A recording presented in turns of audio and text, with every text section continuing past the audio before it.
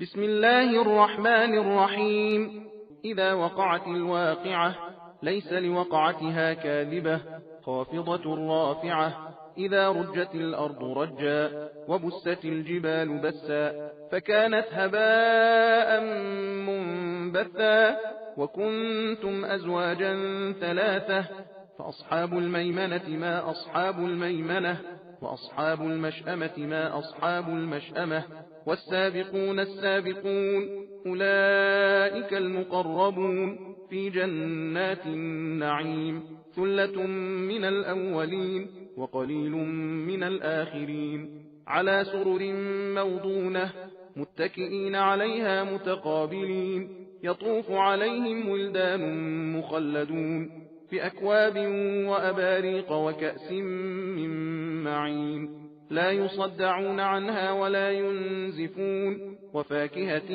مما يتخيرون ولحم طير مما يشتهون وحور عين كأمثال اللؤلؤ المكنون جزاء بما كانوا يعملون لا يسمعون فيها لغوا ولا تأثيما إلا قيلا سلاما سلاما. وأصحاب اليمين ما أصحاب اليمين في سدر مخضود وطلح منضود وظل ممدود وماء مسكوب وفاكهة كثيرة لا مقطوعة ولا ممنوعة وفرش مرفوعة إنا أنشأناهن إنشاء فجعلناهن أبكارا عربا أترابا لأصحاب اليمين ثلة من الأولين وثلة من الآخرين. وأصحاب الشمال ما أصحاب الشمال في سموم وحميم وظل من يحموم لا بارد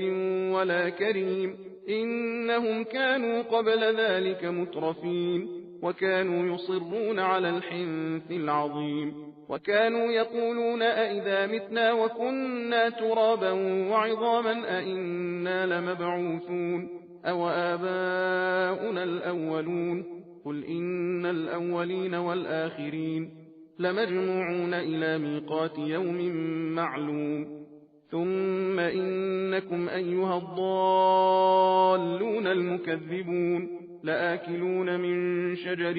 من زقوم فمالئون منها البطون فشاربون عليه من الحميم فشاربون شرب الهيم هذا نزلهم يوم الدين نحن خلقناكم فلولا تصدقون أفرأيتم ما تمنون أأنتم تخلقونه أم نحن الخالقون نحن قدرنا بينكم الموت وما نحن بمسبوقين على أن نبدل أمثالكم وننشئكم فيما لا تعلمون ولقد علمتم النشأة الأولى فلولا تذكرون أفرأيتم ما تحرثون أأنتم تزرعونه أم نحن الزارعون لو نشاء لجعلناه حطاما فظلتم تفكهون إنا لمغرمون بل نحن محرومون أفرأيتم الماء الذي تشربون أأنتم أنزلتموه من المزن أم نحن المنزلون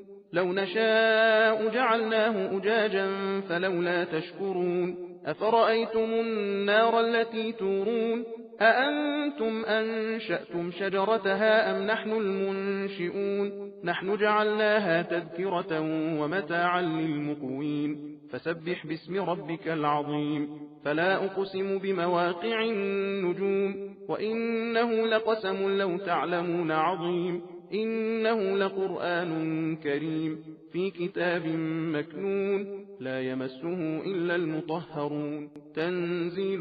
من رب العالمين أفبهذا الحديث أنتم مدهنون وتجعلون رزقكم أنكم تكذبون فلولا إذا بلغت الحلقوم وأنتم حينئذ تنظرون ونحن أقرب إليه منكم ولكن لا تبصرون فلولا إن كنتم غير مدينين ترجعونها إن كنتم صادقين فأما إن كان من المقربين فروح وريحان وجنة نعيم وأما إن كان من أصحاب اليمين فسلام لك من أصحاب اليمين. وأما إن كان من المكذبين الضالين فنزل